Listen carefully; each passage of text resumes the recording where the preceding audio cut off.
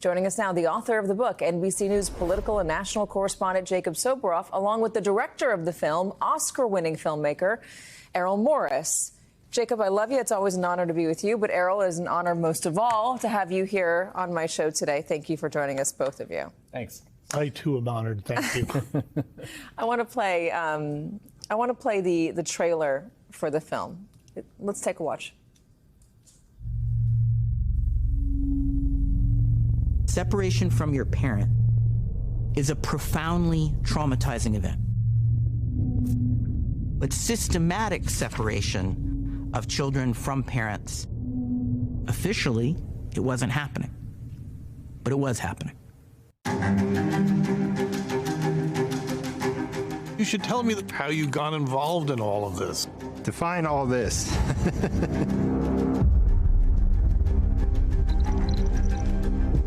Their version of stopping people from coming into the country was taking children away from their parents so that people wouldn't come.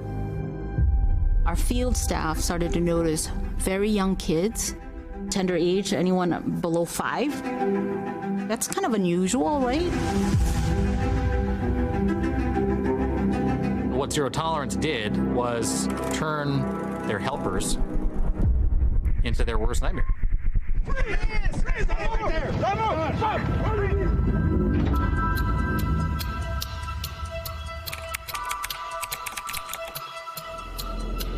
So if you thought the child was endangered, sure, that's the only circumstance to which you would separate.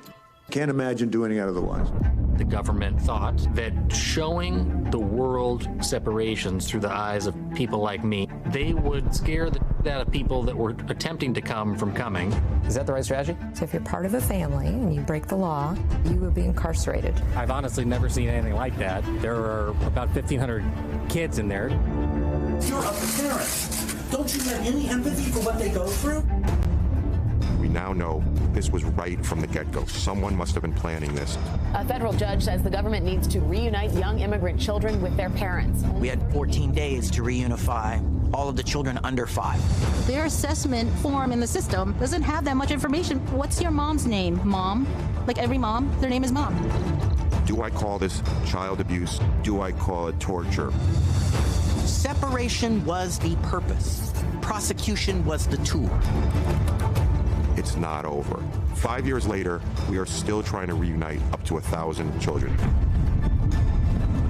There is really nothing to stop that. This is a new era. It troubles me profoundly that it could happen again.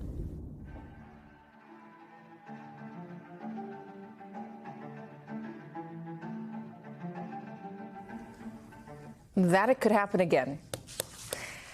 We are 32 days from an election, and the person who initiated that policy is running for election again, wants to be president again. I know, Jacob, you've asked a number of people within the Trump orbit whether they would do it again. I have as well. Haven't gotten a straight answer out of them on it. Asked on the debate stage also. Errol, when you came across this book, what compelled you to make it into a documentary? It's an important issue. I like the book. I could see, not very clearly, I might add, but I could see making a movie out of it. Why did you want to make a movie out of it? It's an important issue. I mean, we're a country of immigrants. I'm an American Jew. My entire family emigrated to the United States from Poland. And we all know what would have happened if they hadn't come here. It would not have had a good outcome. Immigration is essential to this country.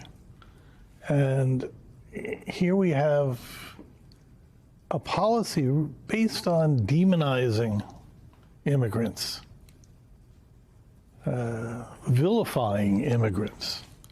I don't want to add to a list of adjectives, but there's something really, truly terrible about it. When you started this, Donald Trump wasn't running for office again. I think we can say that, right? That's right. Do you see it now as a warning?